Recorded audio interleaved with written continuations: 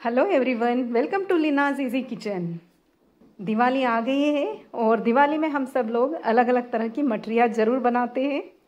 तो मैं आज एक नए शेप की मठरी बना रही हूँ। इसे मैंने बनाया तो मैदे से ही है, लेकिन देखने में ये बहुत ही सुंदर लगती है।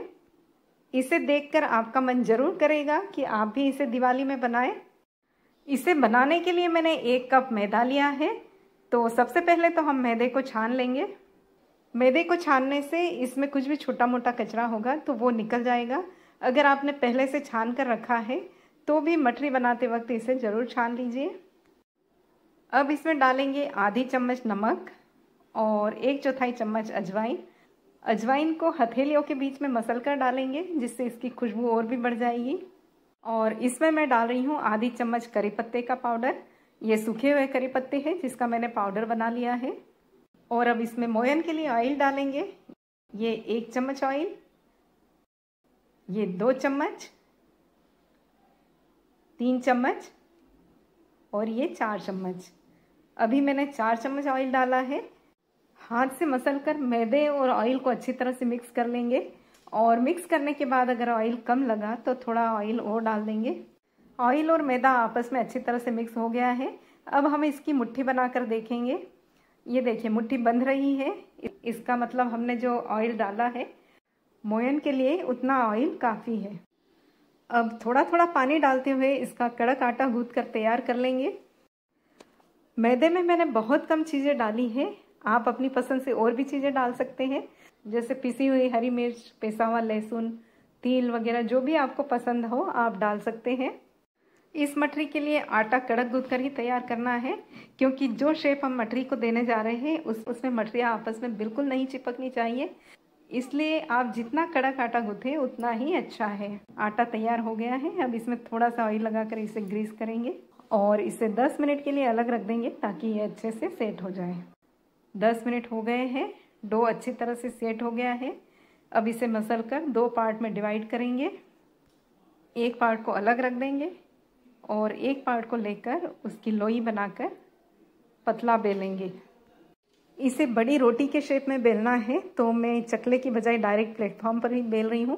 प्लेटफॉर्म को मैंने अच्छी तरह से साफ़ कर लिया है, तो अब इसके ऊपर बेलने में कोई प्रॉब्लम नहीं है। मैदे की रोटी को हम कितना भी बेलकर पतला कर लें, जब हम उसे उठाकर पलटते हैं तो वो सिकुड़ कर छोटी हो जाती है। तो आप इसके ऊपर थोड़ा थोड़ा सूखा मैदा छिड़कते जाएं और इसे बेलकर पतला करते जाएं। ये देखिए, मैंने एक बड़ी पतली रोटी के आकार में इसे बेल लिया है। अब हम इसमें से छोटी छोटी गोल मठरियाँ काटेंगे। तो मेरे पास ये कटर है, इससे मैं काट रही हूँ। यदि आपके पास इस तरह का कटर नहीं है तो आप छोटी कटोरी ले लीजिए या कोई छोटी डिब्बी या बॉटल का ढक्कन ले लीजिए और उससे काट लीजिए। आप देख सकते हैं सारी छोटी छोटी मठरियाँ कट गई है। अब ये जो एक्स्ट्रा डो है इसे हम निकाल कर अलग कर देंगे। अब हम क्या करेंगे, एक टूथपिक लेकर उसके एक छोर को पानी से गीला करेंगे और एक मठरी के बीचों बीच लाइन खींचेंगे। फिर उसके ऊपर दूसरी मठरी रखेंगे और जहां हमने पहले लाइन खींची थी वहीं पर दूसरी मठरी के ऊपर लाइन खींचेंगे। फिर तीसरी मठरी रखेंगे, उस पर भी पानी से लाइन खींचेंगे। फिर चौथी मठरी रखेंगे, उस पर भी उसी जगह पर लाइन खींचेंगे। फिर 5वीं मठरी रखेंगे। फिर एक स्क्वायर लेकर जहाँ पर हमने पानी से लाइन खींची थी उसी जगह पर रखकर प्रेस कर देंगे। आपके पास अगर स्क्वायर नहीं है तो आप पेन या कोई पतला ब्रश लेकर उससे प्रेस कर दीजिए, लेकिन जो भी आप यूज़ करें उसे अच्छी तरह से धोकर साफ करके ही यूज़ करें।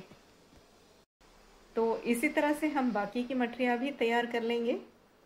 डो का जो दूसरा पोर्शन रखा था उसे भी मैंने बेलकर उसकी छोटी मठरियाँ काट ली है।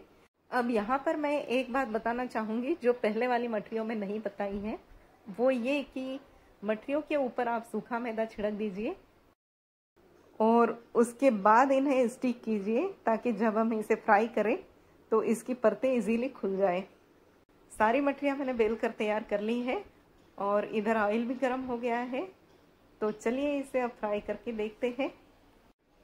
शुरू में मैंने एक मठरी डाली है, थोड़ी देर इसे फ्राई होने देंगे। और अब मैंने दूसरी मठरी भी इसमें डाल दी है। हल्के हाथों से इसे उलटते पलटते रहेंगे। धीरे धीरे इसकी परतें खुलने लगी है और जब ये पूरी तरह से फ्राई होगी तब तक इसकी सारी परतें खुल जाएगी। आहा, इसकी सारी परतें खुल गई है और ये देखिए कितनी सुंदर लग रही है। तो अब हम बाकी की मठरियाँ भी इसमें डाल देते हैं। ये मठरियाँ फ्राई होती रहेगी और इसके साथ ही दूसरी मठरियाँ भी फ्राई होना शुरू हो जाएगी। सिंपल मठरियाँ तो हम हमेशा ही बनाते हैं, लेकिन जब किसी खास मौके पर, जैसे खास त्यौहार हो, दिवाली तो बहुत ही खास त्यौहार है, तो ऐसे मौके पर अगर हम थोड़ी सी अलग शेप की सुंदर सी मठरियाँ बना दें तो उसका एक अलग ही इफेक्ट आता है।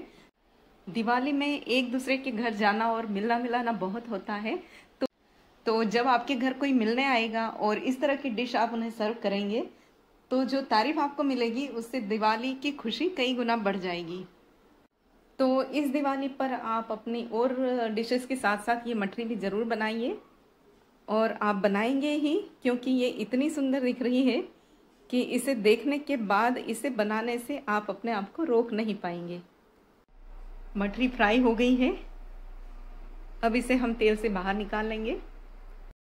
रेसिपी देखने के बाद ये मठरी किस किस ने बनाई कमेंट करके ज़रूर बताइएगा।